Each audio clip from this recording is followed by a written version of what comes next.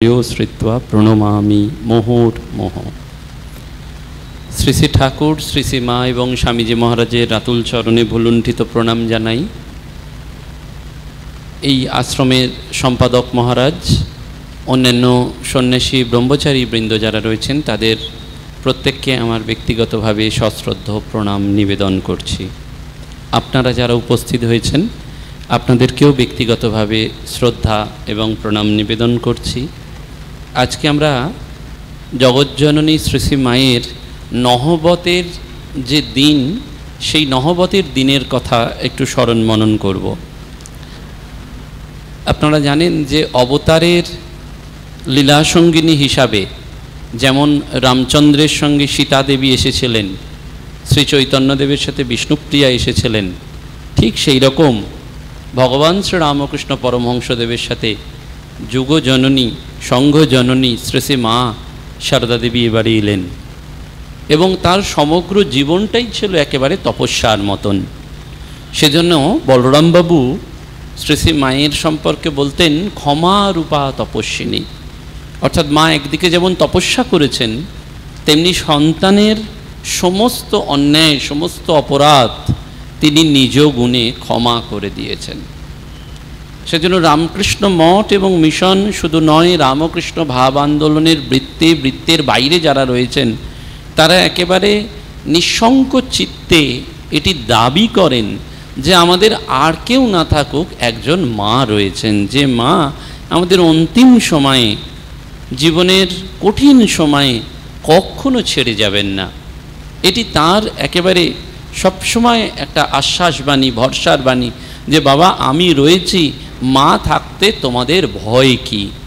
খুব কঠিন সময়, দুরূহ সময়, মুমূর্ষ সময়, তখনও দেখবেন চারিদিক যখন অন্ধকার, তখনও কিন্তু এই মা রয়েছেন। বলা হয় যে ঠাকুর সব বেছে বেছে সন্তানদের কৃপা করেছেন, কিন্তু মায়ের এই কৃপার ক্ষেত্রে, মায়ের এই দয়ার ক্ষেত্রে, মায়ের এই ক্ষমা করুণার ক্ষেত্রে কোনো বাজ বিচার ছিল না। তিনি সকলকে সমানভাবে সম্মান দিয়েছেন, শুধু নয় সবাইকে সহ্য করেছেন এবং গ্রহণ করেছেন। সেজন্য ঠাকুর বারবার বলছেন না যে ও আর একই করেছে, একই করেছে, ওকে অনেক কিছু করতে হবে, ও আমার শক্তি, ও শারদা সরস্বতী।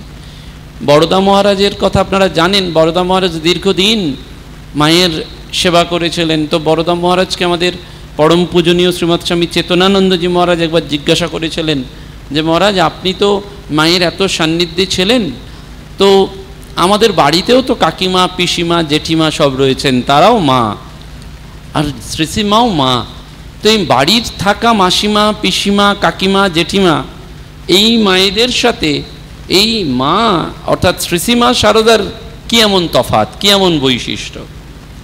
তো বরদা মহারাজ বলেছিলেন যে দেখো, তুমি জগতে এমন কোনো মহিলাকে দেখেছো যার কোনো বাসনা নেই? এমন কোনো মেয়ে পাবেন না, কোনো মহিলা পাবেন না যার কোনো বাসনা নেই, ডিজায়ার নেই। কিছু না কিছু তো আছেই, হয় ভালো পুত্র সন্তান, কন্যা সন্তান, তাদের উন্নতি, বা অন্যান্য জাগতিক। বলছেন সকলেরই এই মাসিমা, কাকিমা, পিসিমা, জেঠিমা, এদের কিছু না কিছু বাসনা রয়েছে। কিন্তু এই যে শ্রী শ্রী মায়ের সাথে এত বছর কাটিয়ে আমরা এইটা বুঝেছি যে মায়ের কোনো দিন কোনো মুহূর্তের জন্য কোনো বাসনা ছিল না। মা সম্পূর্ণ নির্বাসনা ছিলেন, বাসনা শূন্য। সেজন্য এই মুক্তির কথা যখন আসে, মুক্তি তো শুধুমাত্র এই স্থূল জীবনের মুক্তি নয়, আমরা মরে গেলাম আর মুক্ত হয়ে গেলাম তা তো নয়। সূক্ষ্ম শরীর, কারণ শরীরেরও ভোগ থাকে। যতক্ষণ না সূক্ষ্ম শরীর, কারণ শরীরের ভোগ সম্পূর্ণ হয়, ততক্ষণ কিন্তু কেউ মুক্তি লাভ করতে পারবে না। সেজন্য মুক্তি খুব দুর্বোধ্য। ওই জন্যে মা বারবার বলছেন লক্ষ লক্ষ ঘুড়ি উঠছে, একটা দুটো হয়তো হবে, সবাই কি হবে? হবে না। তার কারণ হয়তো জীবিতকালে স্থূল শরীরে আপনি দেখলেন তার খুব সুন্দর মৃত্যু হলো, কিন্তু তারপরেও তার ভোগ থাকে। সেটা সূক্ষ্ম শরীর এবং কারণ শরীর। কারণ আমাদের এই শরীরটা শুধুমাত্র স্থূল শরীর নয়, স্থূল শরীর, সূক্ষ্ম শরীর, কারণ শরীর, এই তিনটে নিয়ে গঠিত। সেজন্য সূক্ষ্ম শরীরেরও ব্যাপারে আমাদের খুব সচেতন থাকতে হয় যে আমার মনে কোনো সূক্ষ্মভাবে কামনা বাসনা উঠছে কিনা, ডিজায়ার উঠছে কিনা। আর কারণ শরীর তো আমাদের হাতে নেই, কিন্তু ওই সূক্ষ্ম শরীরের পশ্চাতে কারণ শরীর থাকে। সেজন্য তাদেরও ভোগ যতক্ষণ না কমপ্লিট হচ্ছে ততক্ষণ কিন্তু মুক্তি নেই, ততক্ষণ আবার জীবকে আসতে হবে। সেজন্য মা একটি কথায় বললেন না মুক্তির প্রসঙ্গে, নির্বাসনা হলে এক্ষুনি হয়। নিজের জীবনে কোনো বাসনা ছিল না, এবং সেই সঙ্গে তিনি অদ্বৈত বেদান্তের ওই শেষ কথাটা বলে দিয়ে গেলেন, যদি তুমি বাসনা শূন্য হতে পারো তাহলে তোমার মুক্তি কেউ আটকাতে পারবে না। এই বাসনা শূন্য করার জন্যই আমাদের এত কিছু। তো জগজ্জননী মা নহবতের যে দিন ঠাকুরের কাছে দক্ষিণেশ্বরে এসে কাটিয়েছিলেন, সেটি ছিল তার তপস্যার মতন জীবন। একেবারে সারাটা জীবনই তপস্যা। মায়ের ছোট বয়স থেকে যদি একেবারে শেষ মুহূর্ত পর্যন্ত দেখেন তাহলে পুরোটাই মায়ের অভাবনীয় সহ্য শক্তি। সেই জন্য মা দেবী না মানবী এটা বলা খুব মুশকিল। কখনো কখনো দেখলে মনে হবে একেবারে ইনি তো দেবী, দেবতা ছাড়া এরকম হয় নাকি। আবার যখন তিনি আমাদের মতন সমস্ত সন্তানদের জন্য দাঁড়িয়ে আছেন তখন মনে হচ্ছে আরে ইনি তো একজন মানবী, ইনি দেবী কী করে হতে পারবেন। অর্থাৎ দেবী না মানবী এটা বলা খুব মুশকিল, কিন্তু এইটি কনফার্ম যে মায়ের সমগ্র জীবনটাই ছিল তপস্যার মতন তপস্যা। সেই জন্য তিনি গণ্ডি ভাঙা মা, তিনি জন্ম জন্মান্তরের মা। সেজন্য বারবার গানে আছে মা আছেন আর আমি আছি, ভাবনা কি আছে আমার। কিন্তু এটা শুধু গান করলেই হবে না, এর ভাবটা আমাদের বুঝতে হবে যে মায়ের হাতে সত্যিই যদি আমরা ভাট দিই তাহলে আমাদের আর কোনো দুশ্চিন্তা নেই, কারণ মা সম্পূর্ণটা নিয়ে নিয়েছেন। আমরা সেটা তো বুঝতে পারি না, ছাড়তেও পারি না। আমাদের অবস্থা তো অর্ধেক, যে আমরা কিছুটা ছাড়ি কিছুটা নিজের ওপর রাখি, সব কিছু নিয়ে গণ্ডগোল। কিন্তু মায়ের এই সমগ্র জীবনটি সেই জন্য ছিল তপস্যার মতন। কিন্তু পার্টিকুলারলি নহবতের যে জীবন, যে নহবতের জীবন কিন্তু মায়ের কাছে এক মানে অবর্ণনীয় তপস্যা, যেটা আমাদের দৃষ্টিতে সাধকদের দৃষ্টিতে যে কীভাবে একজন সে যুগের ওই পল্লী রমণী ওই জয়রামবাটি থেকে আসছেন, এবং যখন আসছেন তখন তার মানসিক অবস্থাও কিন্তু খুব একটা ভালো নয়, কারণ সবাই জয়রামবাটিতে প্রচার করে দিয়েছে যে শালুর স্বামী পাগল। একজন স্ত্রীর পক্ষে, একজন নারীর পক্ষে কতটা দুঃসহ যন্ত্রণা। এবং শুধু তাই নয়, তার আগে ওই জয়রামবাটি অঞ্চলে খুব ম্যালেরিয়া হতো, আর মা ম্যালেরিয়ায় ভুগে ভুগে খুব দুর্বল হয়ে পড়েছিলেন, খুব রুগ্নকায় ক্ষীণকায়। কিন্তু পিতা রামচন্দ্রকে বললেন যে না আমি যাব। তো সেইটি আজকের একটু স্মরণের কথা, এবং যেহেতু এখানে কিছু ডেট তারিখ সময় ক্ষণ আছে, সুতরাং কিছুটা অংশ আমাদের একটু পাঠের মধ্যেও থাকতে হবে। তো বলা হচ্ছে যে ভগবান শ্রীরামকৃষ্ণদেবের জন্ম হয় 1836 সালে, আমরা জানি ফাল্গুন মাসে ব্রাহ্ম মুহূর্তে, আর মায়ের আবির্ভাব হচ্ছে 1853 সালের 22শে ডিসেম্বর।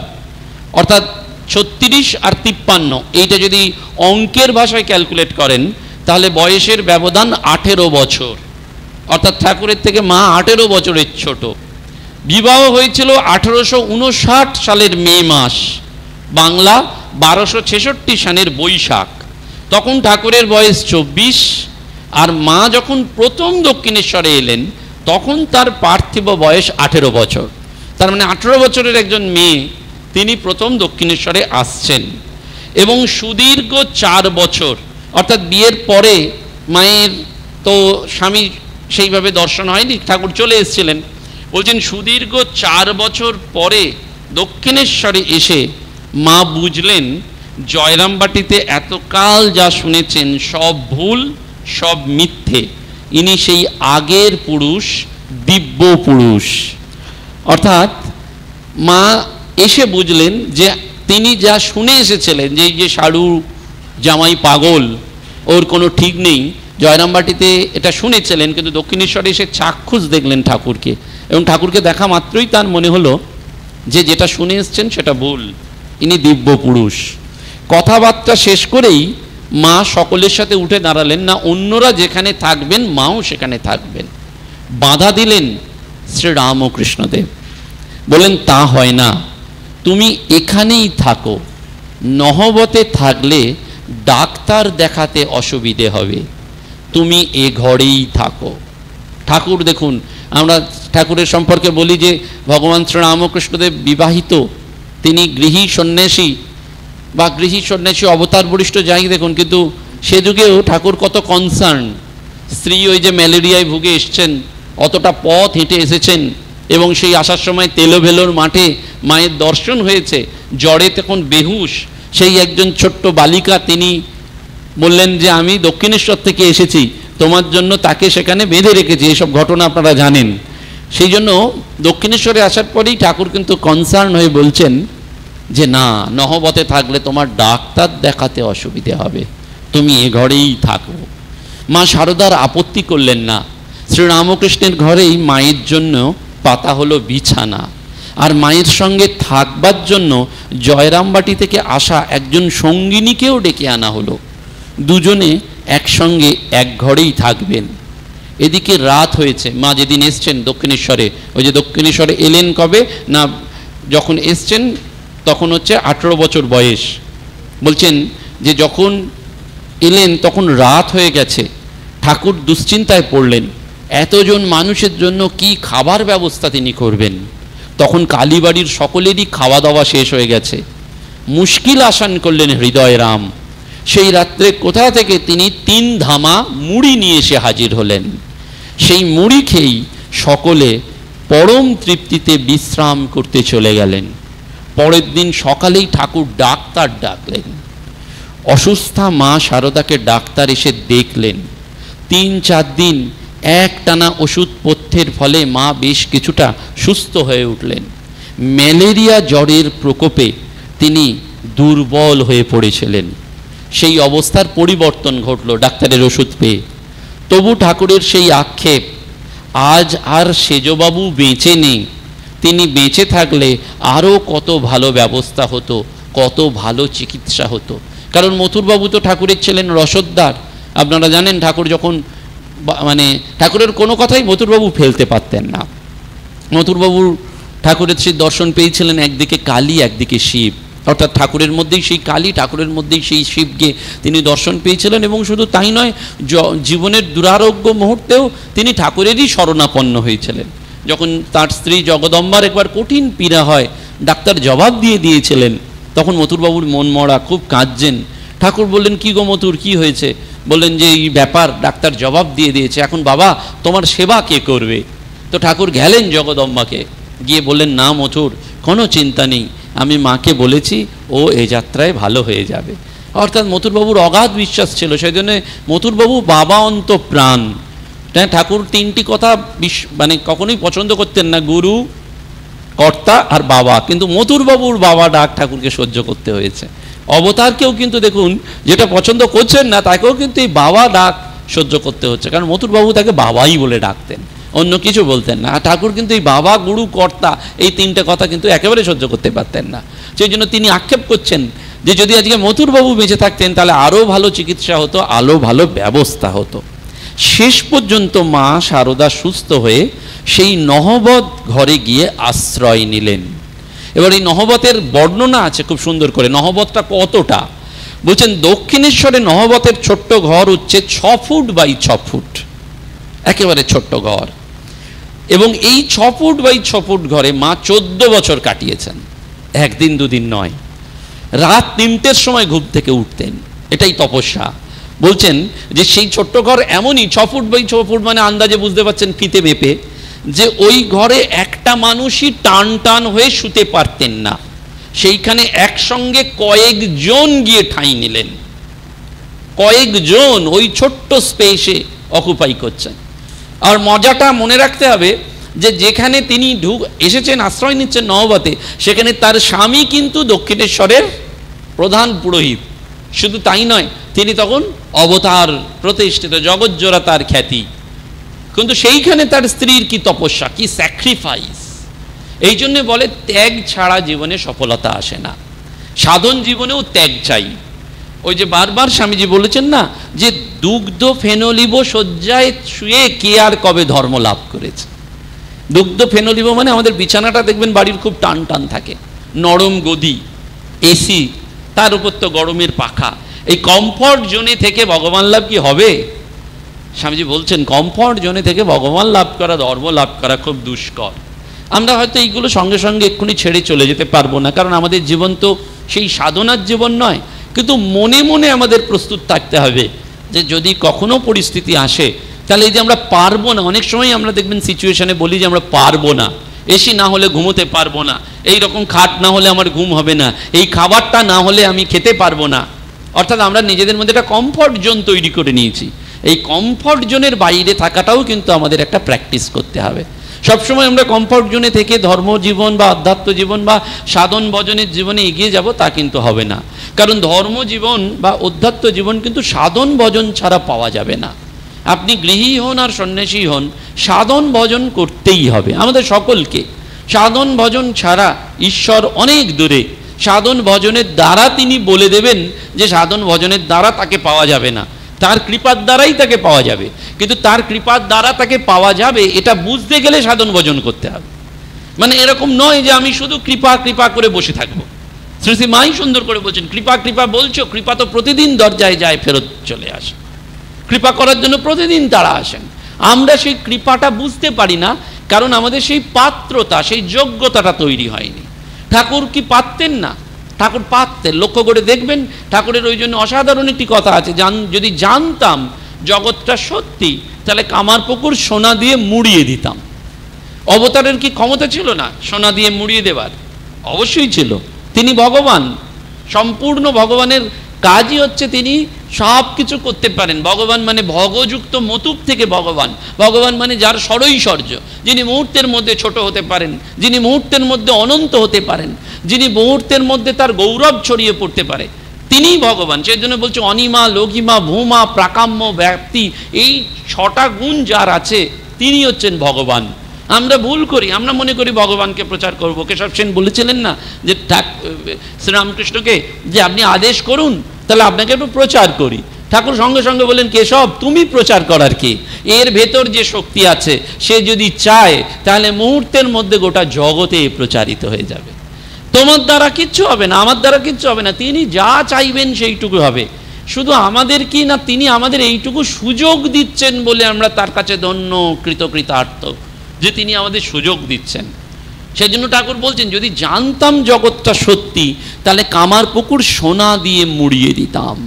অর্থাৎ এই জগৎটা সত্যি নয়, এই জগৎটা অনিত্য, এই জগৎটা দুদিনের জন্য। এই শরীর বলুন, মন বলুন, ইন্দ্রিয় বলুন, এই সবটা দুদিনের জন্য। সাধন ভজনের দ্বারাই এই উপলব্ধি করতে হবে, এই অনুভব করতে হবে। সেজন্য অনুভব ছাড়া ভগবান লাভ হবে না। স্বামীজি বারবার বলেছেন, তুমি 1000বার শুনতে পারো, 1000বার বলতে পারো, 1000বার ধর্মগ্রন্থ পাঠ করতে পারো, কিচ্ছু হবে না যদি না তুমি ইন্ডিভিজুয়াল। এবং এই অনুভবটা প্রত্যেকের নিজস্ব, স্বতন্ত্র। আপনার যা অনুভব আমার তা অনুভব হবে না, আমার যা অনুভব অন্য আরেকজনের সেই অনুভব হবে না। প্রত্যক্ষ অনুভূতি ধর্মের স্বরূপ।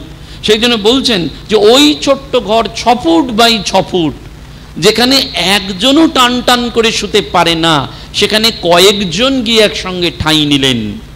এ এক কঠিন তপস্যা। শ্রীরামকৃষ্ণ জননী চন্দ্রমণি দেবীও শেষ জীবনে গঙ্গার তীরে এসে জীবনপাত করার বাসনায় এই দক্ষিণেশ্বরেই আছেন। তিনিও সেই সময় নহবতে গিয়েই উঠলেন।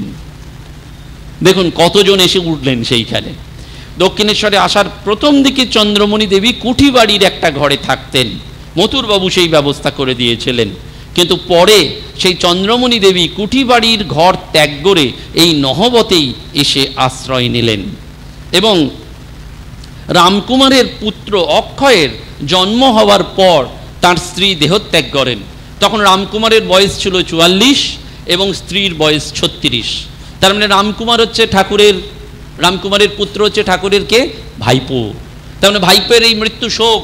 দেখুন ভগবান, আমরা বলি আমাদের পরিবারের মৃত্যু হলে মারা গেল, ছেলে মারা গেল, কন্যা মারা গেল, অবতারের জীবনেও এটা হচ্ছে। রামকুমার তার দাদা, সেই রামকুমারের ছেলে মারা গেছে, ঠাকুরকে সেটি সহ্য করতে হয়েছে, রামকুমারকেও সহ্য করতে হয়েছে। রামকুমারের বয়স তখন 44, স্ত্রীর বয়স 36। মাতৃহারা অক্ষয় ছিলেন শ্রীরামকৃষ্ণের বিশেষ স্নেহের পাত্র।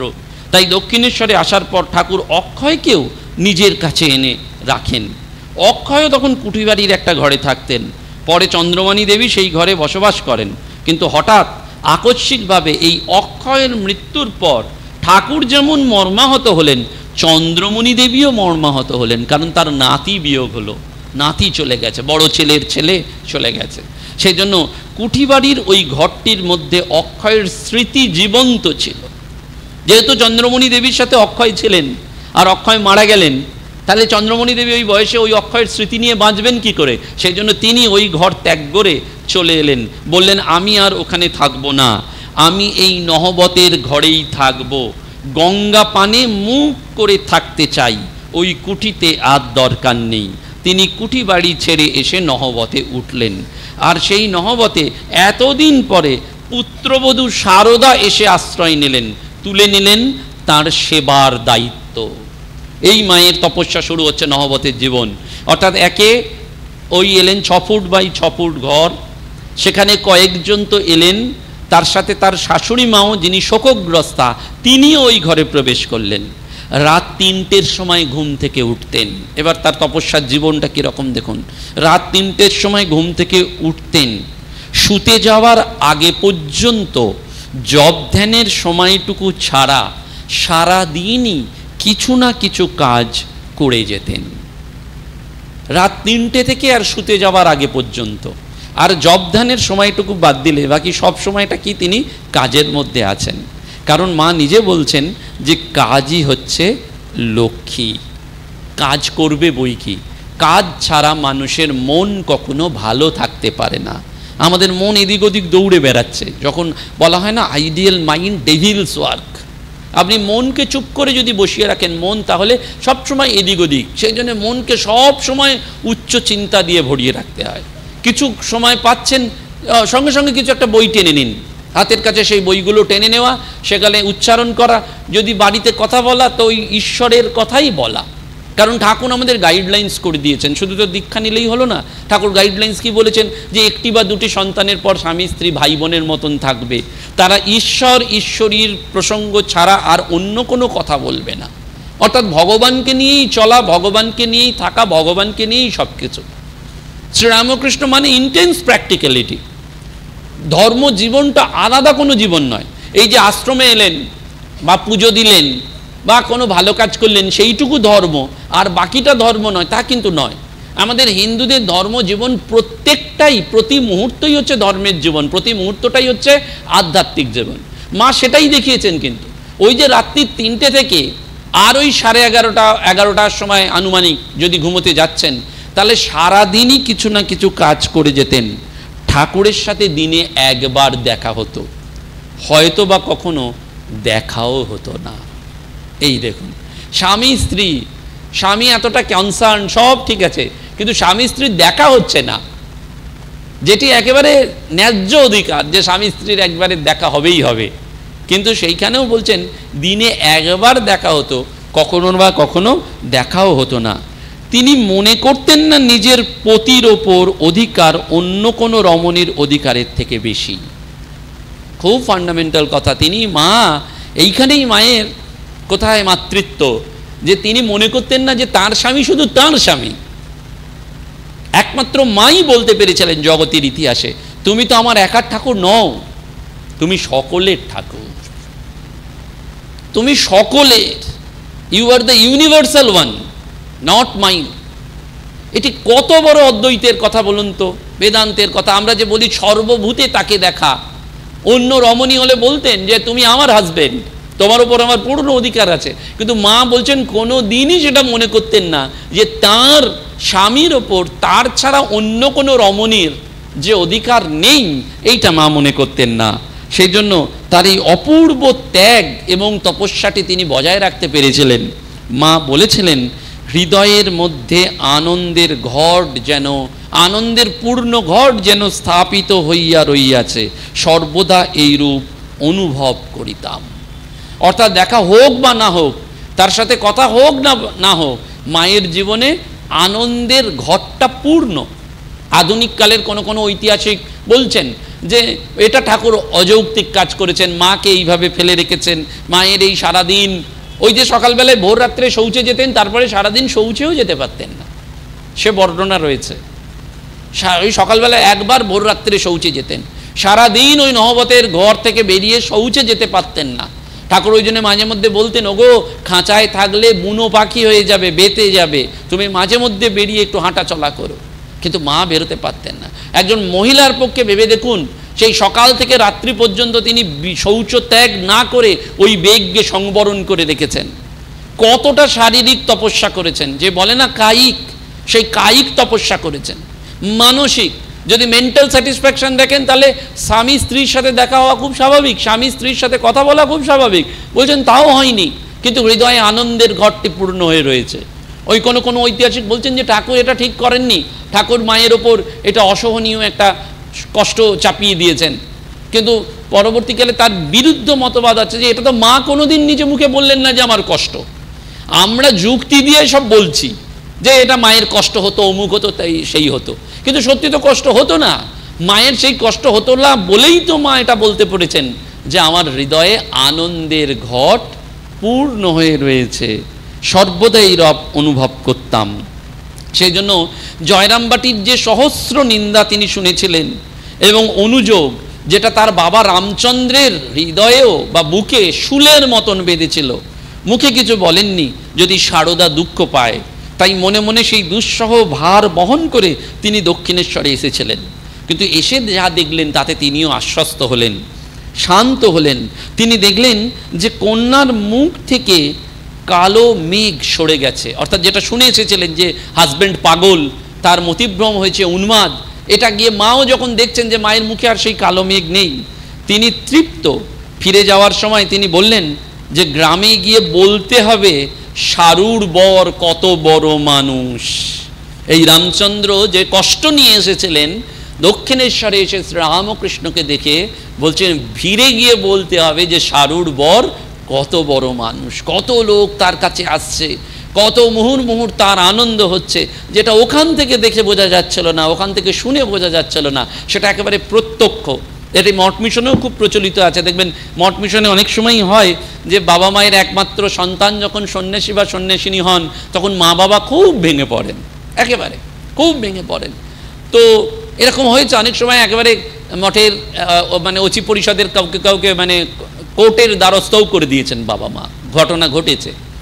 কিন্তু তারা তো ভয় পাননি, তারা তো বারবারই বলেন রামকৃষ্ণ মঠ মিশনে এসেছে নিজের ইচ্ছায়, চলেও যেতে পারে নিজের ইচ্ছায়। মঠ মিশন তো কাউকে জোর করে থাকতেও বলে না, কাউকে জোর করে আবাহনও করে না, এটা আবাহনও নেই, বিসর্জনও নেই। তুমি তোমার নিজের জীবনটাকে বুঝে সেই মতো সিদ্ধান্ত নেবে। এই নিজের জীবনটাকে বোঝার জন্যে আমাদের পরম পূজ্যপাদ স্বামী স্মরণানন্দজি জীবন দেখুন, পরম পূজ্যপাদ শ্রীমৎ স্বামী আত্মস্থানন্দজি মহারাজের জীবন দেখুন। এই যে যখন আত্মস্থানন্দজি মহারাজ গদাধরানন্দজির সাথে হাঁটতেন, তখন বারবার গদাধরানন্দজি বলতেন ভেবে দেখো তো ওই অনন্তের কথা মনে পড়ে কিনা, ভগবানের কথা মনে পড়ে কিনা। তো আত্মস্থানন্দজি মহারাজ ভেবেছিলেন সত্যিই তো অনন্তের কথা, ভগবানের কথা, এই জীবনটা কি করলাম। তো তিনি ঝাঁপ দিলেন, এবং ঝাঁপ দিলেন শুধু নয়, রামকৃষ্ণ মঠ মিশনের একজন বিরাট সাধক হলেন স্বামী আত্মস্থানন্দজি মহারাজ। তেমনি পূজ্যপাদ স্বামী স্মরণানন্দজি মহারাজ, তিনি চাকরি নিয়েছিলেন, চাকরি করেছিলেন, মাকে হারিয়েছিলেন ছোট বয়সে, মানুষ হয়েছিলেন মাতামহের কাছে সেই তামিলনাড়ুর গ্রামে, তারপরে সেখানে ধরুন চাকরি, উচ্চশিক্ষায় শিক্ষিত হয়ে তারপরে চাকরিও নিয়েছিলেন। কিন্তু চাকরিতে গিয়েও তার যখন ওই সমুদ্রের তীরে হাঁটতেন, তখন তার বারবার মনে হতো যে এই জীবনটা কি এইভাবেই কেটে চলে যাবে, ভগবান কি সত্যিই আছেন, এই জীবনের কি আর কোনো অবজেক্টিভ নেই। এই চিন্তা, এই মননটা যতক্ষণ, এইটি স্বামীজি বলছেন অনুভব। এটা কিন্তু আমি হাজারবার মাইক্রোফোনে বললাম, আপনি বারবার পড়লেন, বইতে লেখা আছে, হবে না, আপনাকেও ফিল করতে হবে যে আকাশ কত অনন্ত, সমুদ্র কত অনন্ত, এই কোটি কোটি মানুষ রয়েছে, তা আমি তো তার তুলনায় নগণ্য। তো আমি এই নগণ্য জীব, আমার জীবনটা কি এইভাবেই কেটে গেল যে আমি এলাম, খেলাম, বড় হলাম, সংসার ধর্ম করলাম, একদিন রোগ ভোগ হবে, তারপর চলে যাব, আমার কি আর কিচ্ছু করার নেই। ভগবানকে আমাকে এই 84 লক্ষ জনি ঘুরিয়ে, একবার দুবার নয়, 84 lakhs এই জনি ঘুরিয়ে একটা মানুষ জন্ম দিয়েছেন, কত কৃপা করে দিয়েছেন, কত দয়া করে এক মনুষ্য জন্ম দিয়েছেন। তো এই মনুষ্য জন্মটা পেয়ে আমি কিচ্ছু করব না, আমার কোনো কন্ট্রিবিউশন থাকবে না সোসাইটিতে, আমার নিজের জীবনে কোনো উপলব্ধির স্তরে আমি এগোবো না, আমি আমার আত্মাকে কিছুতেই বিবর্তিত করব না, আমার আত্মাকে কি আমি সেই জায়গাতেই কনফাইন করে রাখবো। স্বামী অবেদানন্দজি মহারাজ ওই জন্য বারবার বলছেন, দেখবেন মরণের পারে বইতে, যে আত্মার বিবর্তন হয়, আত্মার ইভলিউশন হয়। মরে গেলেন আর আত্মা সঙ্গে সঙ্গে দেহ নিয়ে নিল তা তো নয়, আত্মাও বিবর্তিত হতে থাকে। তো এই আত্মার বিবর্তন কি, আত্মাকে সৎ খাদ্য সৎ চিন্তা দিতে হবে, তো এটা তো ফিল করতে হবে। ওই আমাদের স্মরণানন্দজি মহারাজ ভাবছেন যে আমার জীবনটা তাহলে কি হলো। তিনি বন্ধুকে বললেন, বন্ধু ছিলেন মেনন, মেননকে বললেন যে আমার মনে এই তোলপাড় হচ্ছে, কি করবো বলো তো। সেই বন্ধু মেনন কিন্তু তাকে বোম্বাইয়ের খার রামকৃষ্ণ মিশনে নিয়ে এলেন এবং তিনি খার রামকৃষ্ণ মিশনে জয়েন করে ফেললেন, অর্থাৎ জীবনের অবজেক্টিভটা বুঝে নিলেন। সেজন্য ওই আত্মস্থানন্দজি মহারাজও যখন সাধু হতে গেছেন তখন বারবার কেদার বাবা বলেছিলেন যে একটাই জীবন, সাধু হও, ঝাঁপিয়ে পড়ো, স্বামীজির কাজে জীবনটা দাও। সেজন্য মহারাজ বারবার রিলিফ করার সময় সবাইকে বলতেন তৈরি আছো তো, একটা জীবন, ঠাকুর মা স্বামীজির জন্য, নরনারায়ণের সেবার জন্য ঝাঁপিয়ে পড়ো, মানুষের সেবার জন্য ঝাঁপিয়ে পড়ো। মৃত্যু তো একবার হবেই, cowards die many time but those who are brave they die like a soldier. তারা সৈন্যের মতন বরণ করে। মৃত্যু তো প্রত্যেকেরই হবে, একদম জাতস্বহি ধ্রুবম মৃত্যু, যে জন্মেছে তার মৃত্যু আজকে হবে নয় কাল হবে।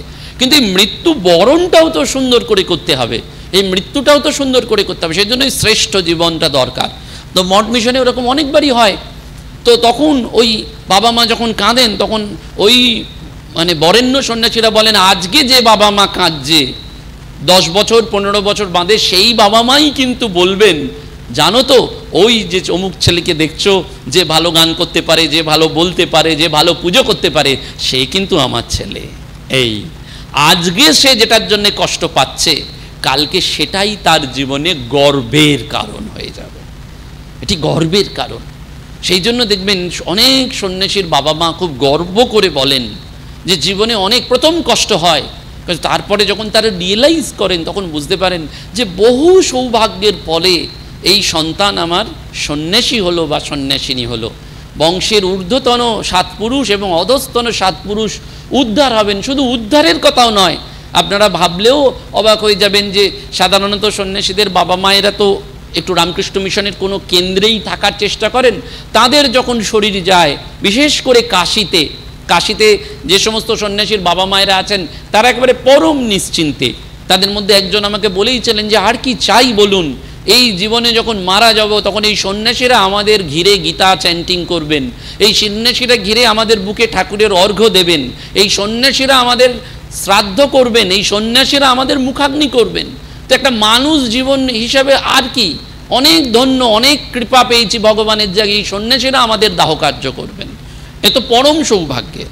তো ওই দেখুন রামচন্দ্রও বলছেন যা দেখে এসেছিলাম তা নয়, গ্রামে গিয়ে বলবো সারুর বর কত বড় মানুষ। তাই জয়রামবাটিতে তিনি ফিরে গেলেন। আর আনন্দময়ী মা সারদা আছেন নহবতের ছোট্ট কুঠুরিতে, ঠাকুর থাকেন নিজের ঘরে। দেখা কম হয়, কখনো কখনো হয় না, কিন্তু এর ফাঁকে অবসর পেলেই ঠাকুর ভাবিকালের সঙ্গ জননীকে নির্দেশ দিয়ে দিচ্ছেন, উপদেশ দিচ্ছেন কি করে জীবনটা চালাতে হবে। অর্থাৎ হি ওয়াজ আ মাস্টার প্ল্যানার। রামকৃষ্ণকে দেখুন সব কিছু তার প্ল্যান একদম করে রয়েছেন। তিনি ডেকে নিয়ে এলেন এইসব উন্মাদ টুন্মাদ সমাধি টমাধি, যদি উল্টো দিক থেকে ভাবেন তাহলে তিনি তো ভগবান, তিনি সমাধি টমাধি হচ্ছেন সবই তিনি জানেন, সবই লোকশিক্ষার জন্যই তো তিনি করছেন। যদি অন্য অ্যাসপেক্ট একটু তলিয়ে ভাবেন, শ্রীরামকৃষ্ণ কি জানেন না যে তার ওয়াইফ এরকমভাবে চিন্তিত, তিনি ডেকে নিয়ে এলেন সেই জন্য, কারণ নহবতে তিনি ভাবিকালের সঙ্গ জননীকে তৈরি করে দিচ্ছেন। অর্থাৎ সঙ্ঘ যেখানে দাঁড়াবে, অর্থাৎ ঠাকুরের মাস্টার প্ল্যান যে এই রামকৃষ্ণ সঙ্গের মধ্যে দিয়েই তার ভাব আগামী 1500 বছর চলবে। সেই জন্য নরেন লাটু রাখালকে পরে তৈরি করবে, নাকে সঙ্গ জননী পিলারকে তৈরি করে ফেলছেন, এবং সেই জন্য নহবতে ডেকে এনে তিনি তাকে নির্দেশ দিচ্ছেন, উপদেশ দিচ্ছেন। আর কাশীপুরে গিয়ে এই নরেন রাখালকে তৈরি করবেন। দক্ষিণেশ্বরে একটা রাউন্ড দিয়ে দিয়েছেন ওই ত্যাগী সন্তানদের, দক্ষিণেশ্বরে তিনি টেস্টটা পাইয়ে দিয়েছেন যে ত্যাগের জীবনটি কি। সেই জন্য নরেন রাখাল এরা বারবার যাচ্ছেন, লাটু মহারাজ রামচন্দ্র দত্তের বাড়ি ছেড়ে শ্রীরামকৃষ্ণের কাছেই পড়ে রয়েছেন, এগুলো সব হচ্ছে কিন্তু মাস্টার প্ল্যান সাজাচ্ছেন তিনি যে কাশীপুরে নরেনকে সব শক্তি দিয়ে দেবেন, যে শক্তিতে ওয়ার্ক ডান হবে, অর্থাৎ কাজটা হবে। কিন্তু কাজ করার পেছনে যে শক্তি, সেই জন্য বলা হয় না শক্তি সমুদ্ধত উত্থ তরঙ্গ, সেই যে শক্তিটা উঠবে, যে ওয়ার্ক ডান করতে গেলে যে স্পিরিচুয়াল পাওয়ারটা দরকার, সেই পাওয়ারটা কিন্তু দুটো দিকে ভাগ করে দিচ্ছেন শ্রীরামকৃষ্ণ। নহবতে মাকে দিয়ে দিচ্ছেন আর কাশীপুরে নরেন্দ্রনাথকে দিচ্ছেন।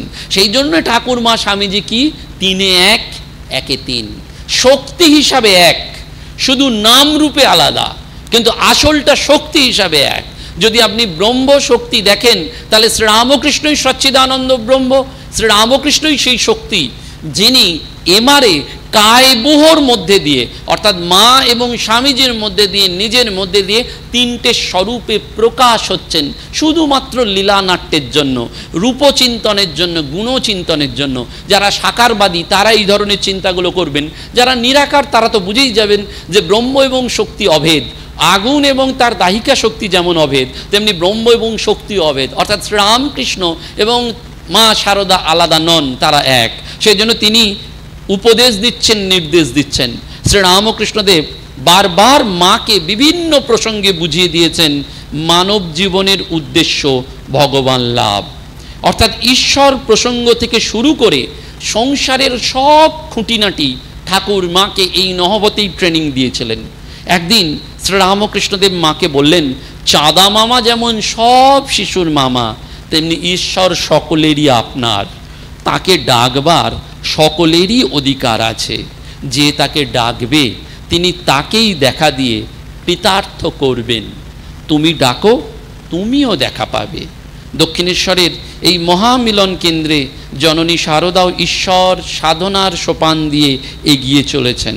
ঠাকুর নানান রকম উপমা দিচ্ছেন, নানান রকম উপদেশ দিচ্ছেন, আর মা সারাদিন কত কাজের মধ্যেও এই সমস্তগুলো গ্রহণ করছেন।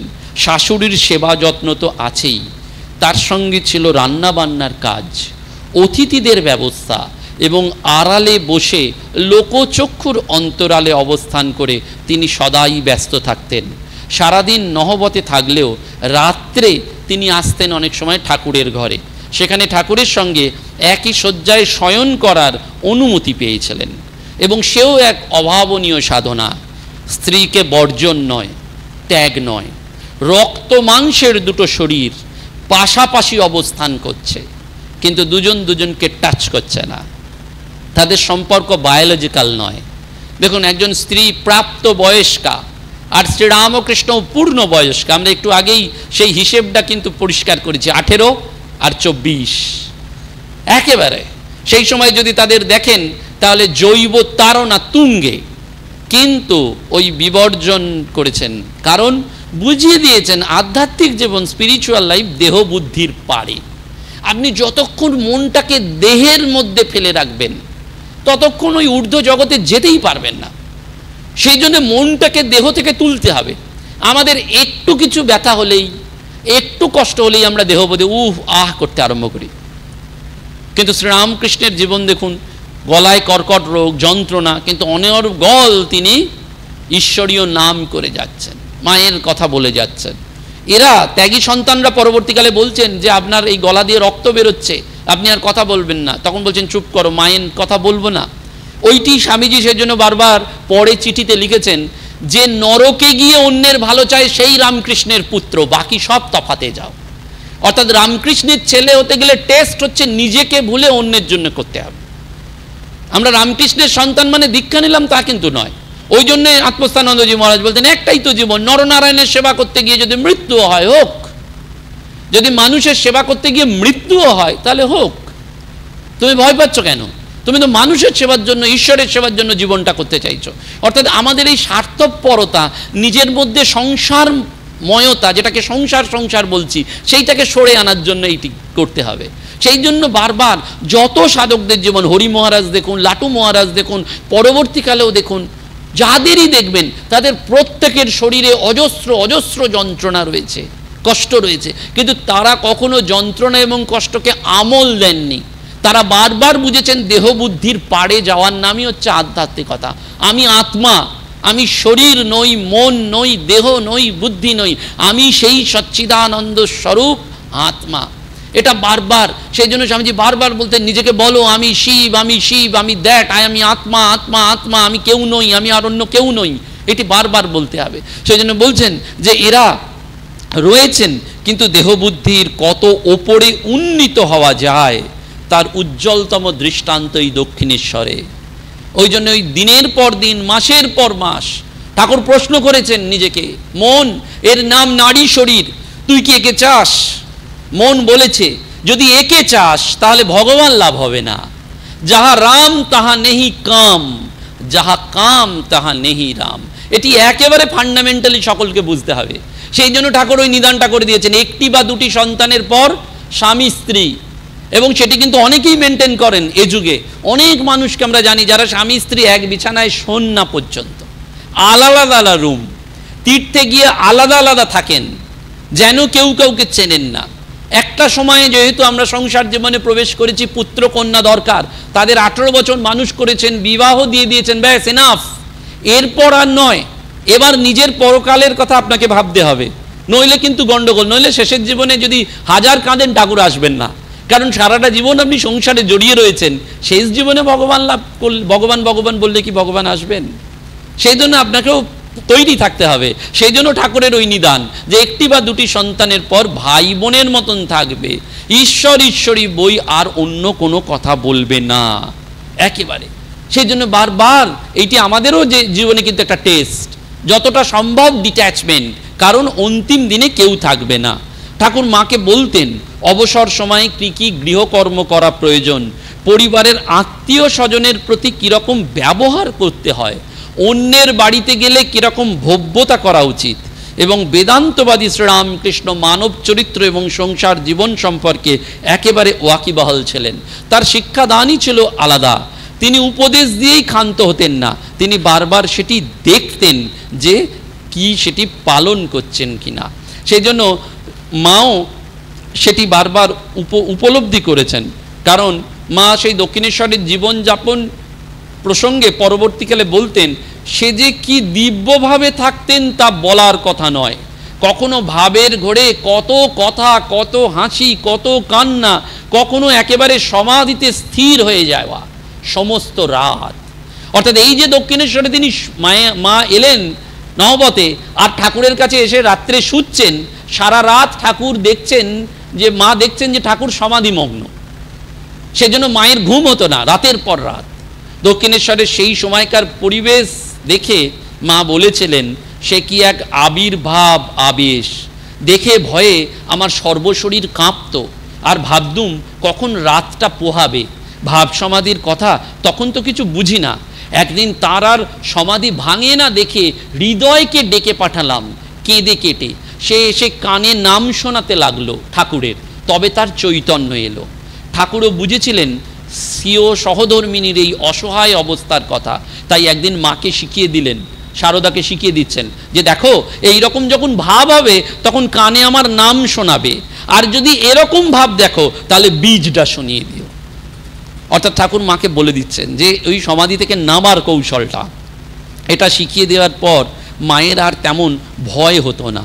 এই প্রসঙ্গেও তিনি বারবার বলেছিলেন যে তখন আর ভয় হতো না, ওসব শোনালেই তার আবার হুঁশ ফিরে আসতো। অর্থাৎ ঠাকুরের এই বিবাহিত জীবন কেন, লীলা প্রসঙ্গকার শরৎ মহারাজ খুব সুন্দর করে বলছেন যে ঠাকুরের জীবনে বিবাহ কেবলমাত্র সাধারণ মানুষের শিক্ষার জন্যেই হয়েছিল।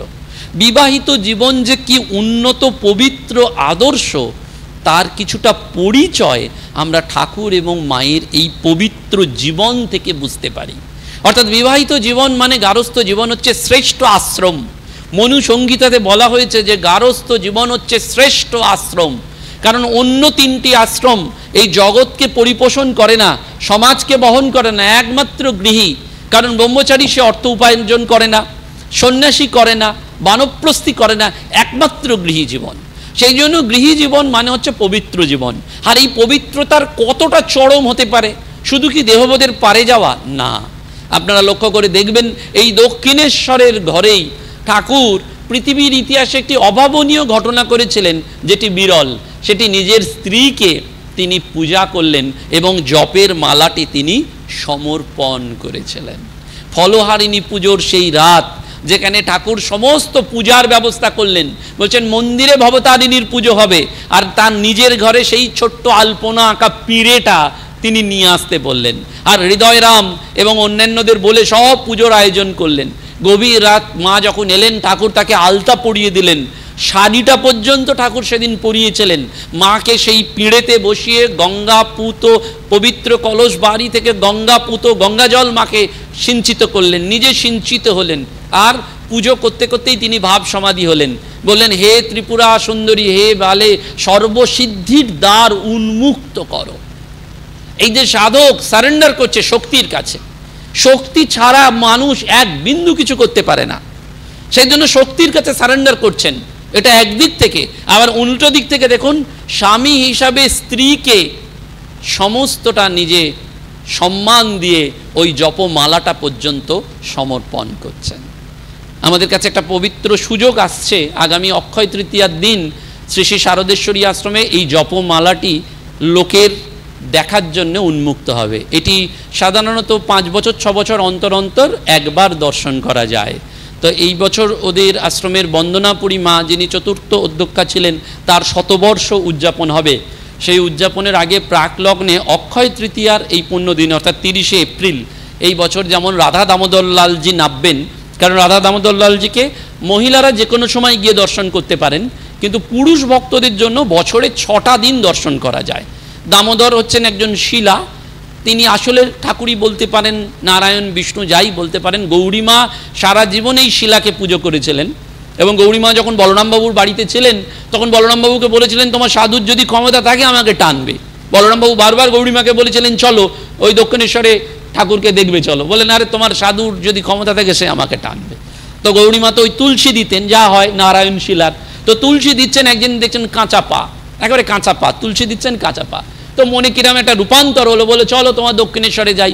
দক্ষিণেশ্বরে গিয়ে ঠাকুর বসে আছেন, ঠাকুরকে প্রণাম করা মাত্রই যেই চোখ তাকিয়েছেন দেখছেন তুলসী দেওয়া সেই কাঁচা পাই হচ্ছে ঠাকুরের কাঁচা পা। তখন হাসছেন, শ্রীরামকৃষ্ণ হাসছেন।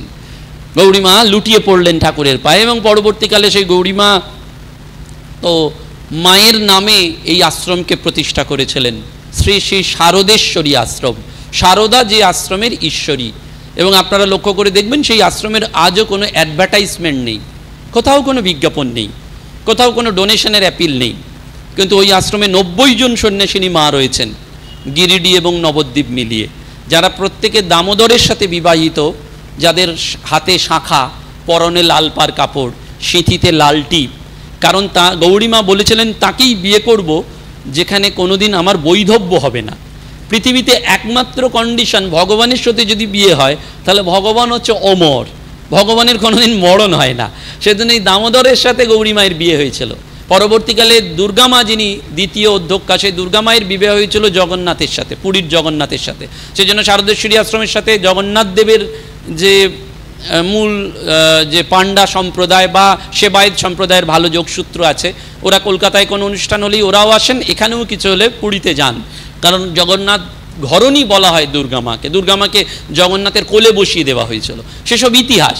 কিন্তু যেটি বলার, ওই দুর্গা মা শ্রী শ্রী মায়ের সেবা করেছিলেন, এবং মা অন্তিমকালে, মায়ের তো অনেকগুলি মালা ছিল, তো একটি জপমালা দুর্গা মাকে তিনি দিয়ে যান। ওই দুর্গা মা সেটি আশ্রমে রেখেছিলেন, এটা সিন্ধুকে থাকে, ভল্টে থাকে, সবসময় বেরোয় না, কেউই দেখতে পান না, সন্ন্যাসের সময় সন্ন্যাসিনীরা একমাত্র স্পর্শ করতে পারেন।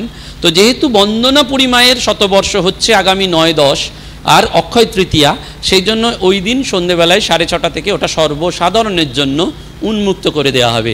অর্থাৎ সবাই ওই জপমালা দেখতে পাবেন, স্পর্শও করতে পারবেন কাঁচের বাক্স থেকে অবশ্যই। কিন্তু এটা জীবনের একটা বিরল সৌভাগ্য, যারা আপনাদের মধ্যে সুবিধে হবে তারা শ্রী শ্রী শারদেশ্বরী আশ্রমে যেতে পারেন। শ্যামবাজারে মেট্রো স্টেশন যেটি আছে তার আগে মনীন্দ্র কলেজের ঠিক উল্টো দিকে 26 নম্বর গৌরী মাতা সরণি, এখানে গেলে আপনারা ওখানে প্রণাম করতে পারেন। কেন এই কথাটা বললাম, যে ওই যে শ্রীরামকৃষ্ণ জপের মালাটি সমর্পণ করে দিলেন কোথায়? শ্রী শ্রী মায়ের কাছে, আর বলছেন সর্বসিদ্ধির দ্বার উন্মুক্ত করো। মা যদি কৃপা না করেন, সেই জন্য বলা হয় না, ওই আপনাদের শান্তানন্দজির কথা আপনারা জানেন, পড়েওছেন, তবু আপনারা একবার রিপিট করলে ভালো লাগবে। শান্তানন্দজিকে একজন ব্রহ্মচারী জিজ্ঞেস করেছিলেন যে ঠাকুরের তো সমাধি হয়, মায়ের কোনো দিন সমাধি হয়? তখন শান্তানন্দজি শুনেই বললেন দূর হ, বেরিয়ে যায় এখান থেকে।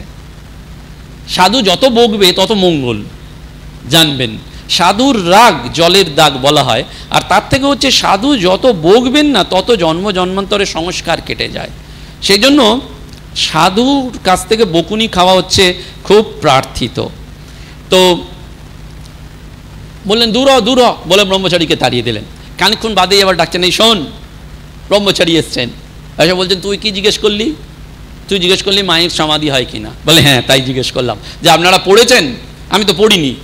আপনারা তো মায়ের সঙ্গে দেখেছেন, মায়ের কখনো সমাধি হয়? তখন ওই শান্তানন্দজি বলছেন যে তুই মায়ের ছবিতে দেখেছিস মায়ের হাত দুটো এইরকম?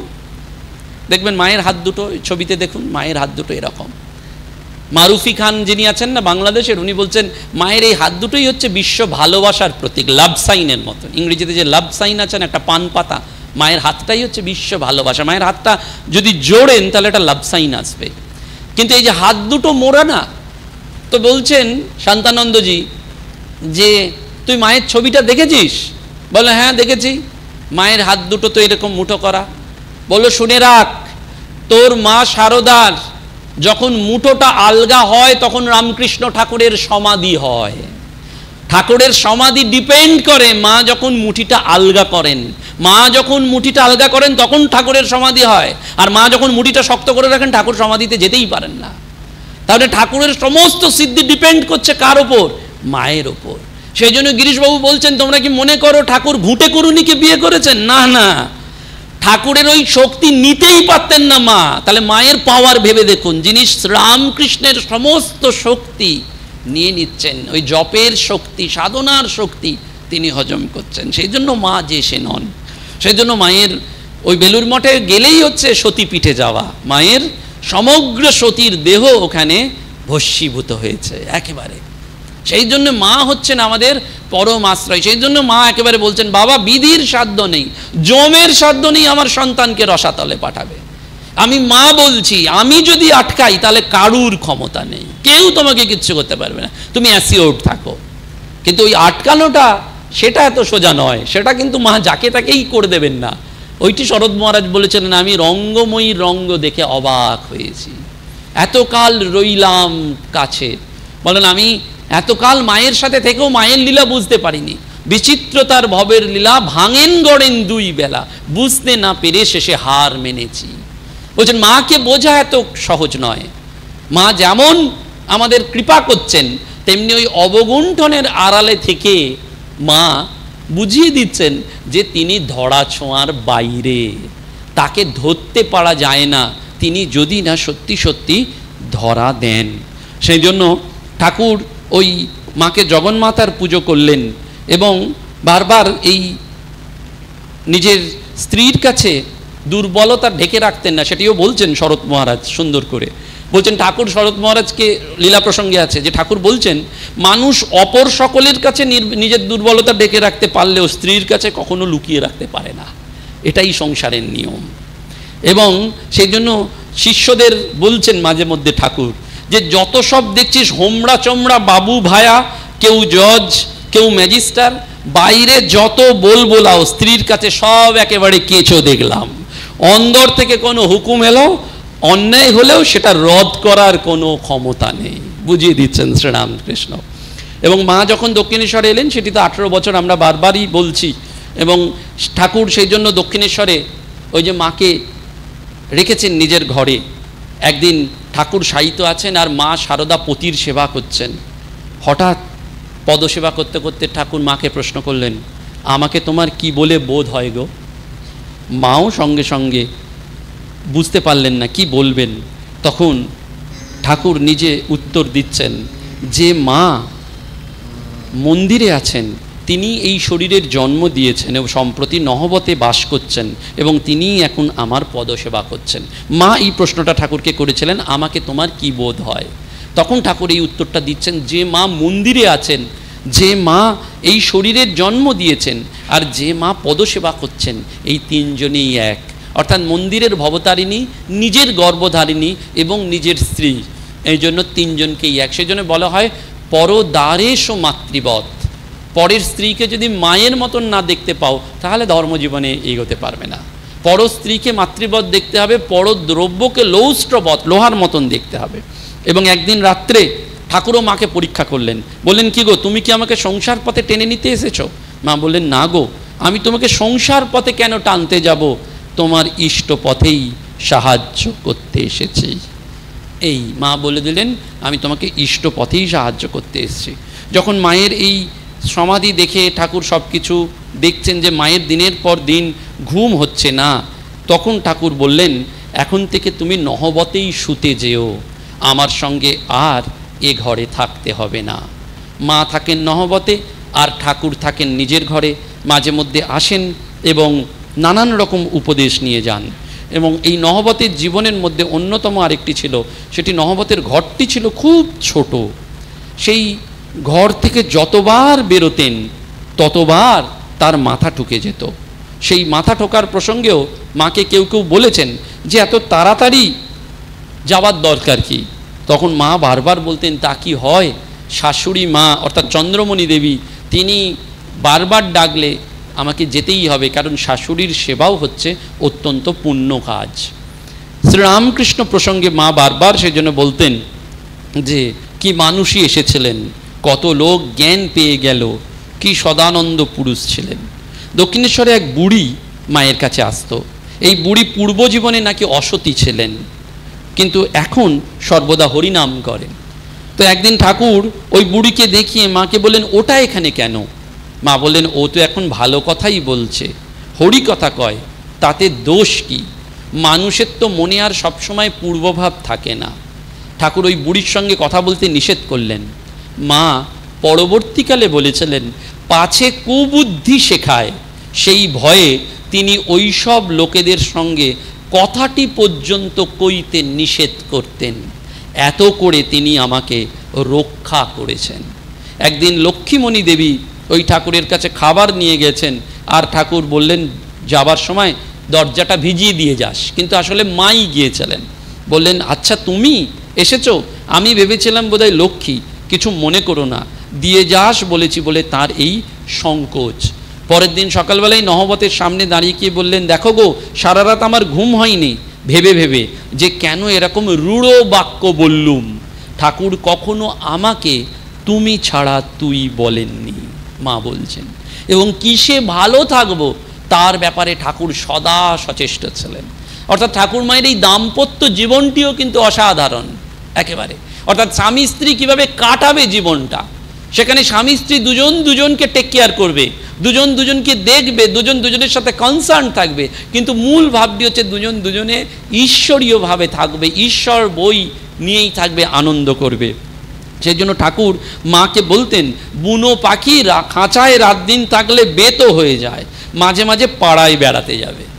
দুপুরে দক্ষিণেশ্বরে কালীবাড়ির সকলে খাওয়া দাওয়ার পর যখন বিশ্রাম করতেন, সেই সময় ঠাকুর পঞ্চবটির দিক দিয়ে গিয়ে দেখে আসতেন লোকজন কম আছে কিনা। কারণ লোকজন যদি কম থাকতো তখন তিনি এসে মাকে বলতেন, যাও, এই সময় যাও, কেউ নেই।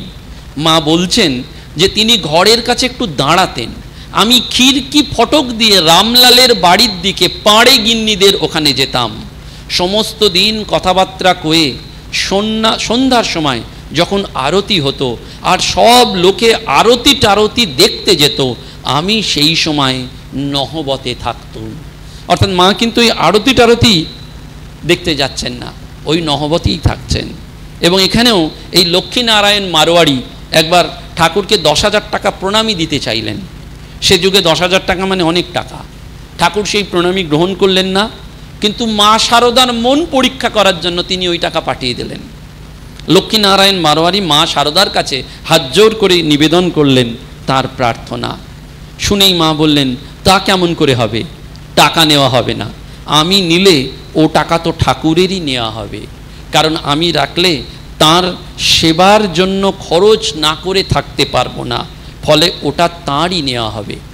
তাকে লোকে শ্রদ্ধা ভক্তি করে, মা বলছেন, এটি খুব ইম্পর্টেন্ট।